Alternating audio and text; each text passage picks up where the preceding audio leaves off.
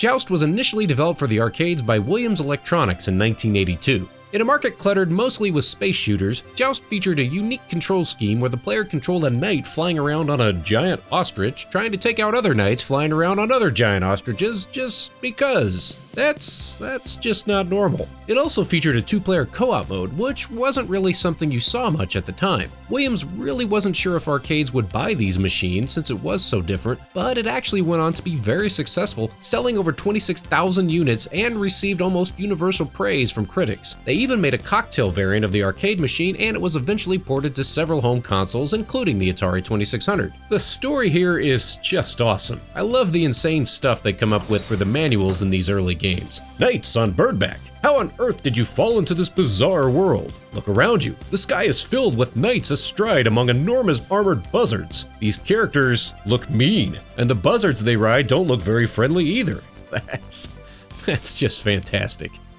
So, this all takes place somewhere deep underground, and in fact, the ground is made up of lava. The first few levels have a solid surface over the lava, but as you progress, more of the lava gets exposed, so you have to avoid that. The objective here is to ride around on your own armored buzzard, taking out all the other enemies on their own flying buzzards, called the buzzard riders, according to the manual. Rather than shooting them, you have to take them out in a joust, literally running into them, and whoever is higher in the air at the moment of contact wins the joust. Because, you know... It's over, Anakin! I have the high ground! Knock the rider off their buzzard and they turn into an egg which you can collect for points. But if you take too long to collect the egg, it hatches again and turns into an even more difficult buzzard rider. Plus, if you stay on one screen too long, these pterodactyls show up and they're really tough to kill.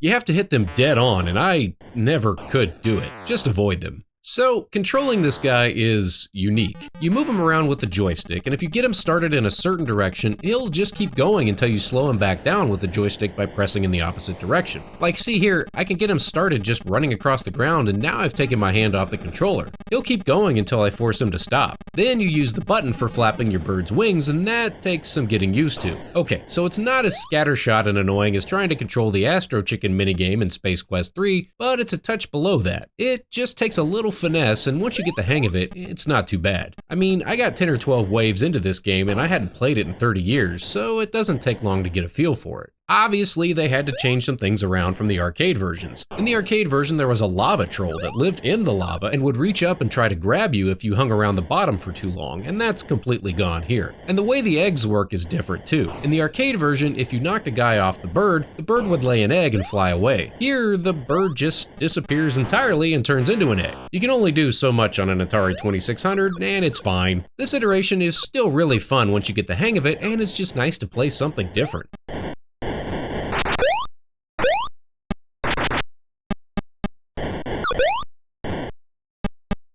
There's also two-player co-op mode, just like in the arcades. Unfortunately, I can't really show much of this since I don't have any friends, but you get the idea. And just like in the arcades, you can either work together to try to take out the enemy buzzard riders, or joust your buddy for a few thousand extra bonus points. Actually though, this game gets really hectic in the later stages, so it wasn't uncommon for players to accidentally joust their friends. I mentioned the wonky controls earlier, and that influences the strategy of this game just a bit. When something flies off screen, it flies back in on the opposite side of the screen. Since the controls are so awkward, sometimes it's easier to just wait for the egg to come back around the loop and grab it. But you have to be situationally aware, because if that egg has been floating too long, it's gonna hatch. And also, if you flutter around too long, the pterodactyl shows up and ruins your day. Overall though, this game is actually a lot of fun, and it's just nice to play something different from the usual gluttony of space shooters that permeate the Atari 2600's library. The sound effects are simple, but not bad. Graphically, the color scheme is a little drab with just yellow and red, but the enemy animations are well done given the hardware. This game is definitely still worth picking up, and it's also super cheap. And if you're still not convinced, check out this commercial for the game. It's kinda long, but I mean, you just can't look away. Got it. Joust.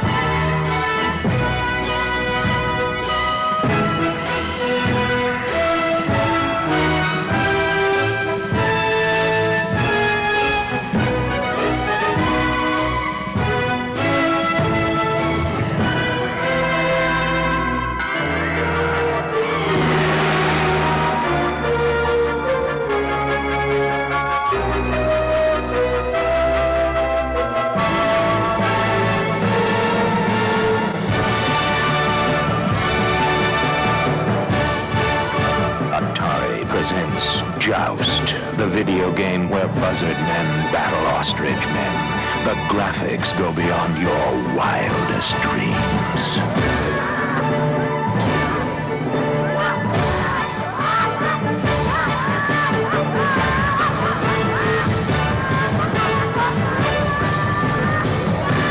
How can you possibly argue with that? Well, what did you think? Did you play Joust growing up in the arcades or on any home console? What are some of your other favorite Atari games? If you enjoyed this, here's some of my other Atari videos you may want to check out as well. As always, thank you for watching. Please don't text and drive, and I'll see you next time on Friday Night Arcade.